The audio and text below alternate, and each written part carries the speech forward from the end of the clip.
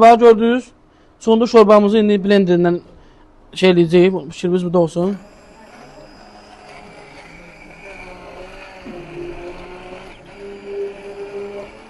Görürüz. Bunun əlavə olundu çundur, sarımsaq, soğan, qaymaq, süt və ədviyyatlar. Axırda da üstünə parmizan pendiri və suxarı ilə əlavə olunub sunum eləyəcək inşallah. İkinci yeməyimiz isə, ana yeməyimiz isə yox, Qazaq toylanmasıdır. Yeməyimizin adı öz buxarında pişmiş yemək olacaq inşallah. Sualımız var uşaqlar. Onu da getdik ardını davam eləyək inşallah.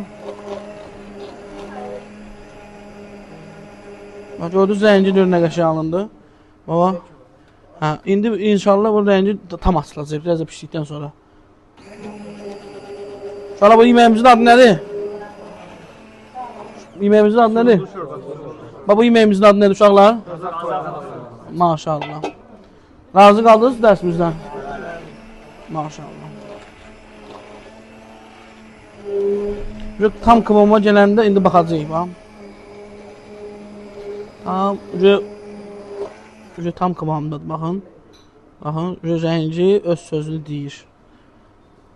Yəni, Fransa, Avropa mətbəxlərinə uyğun yeməkdir, şorbalarımızdır. Eyni göbələk şorbasında oxşur, sadəcə bunda fərqliliyi başqadır.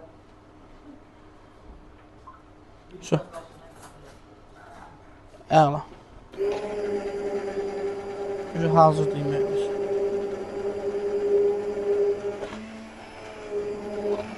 Şimdi bunun dadına baxırıq.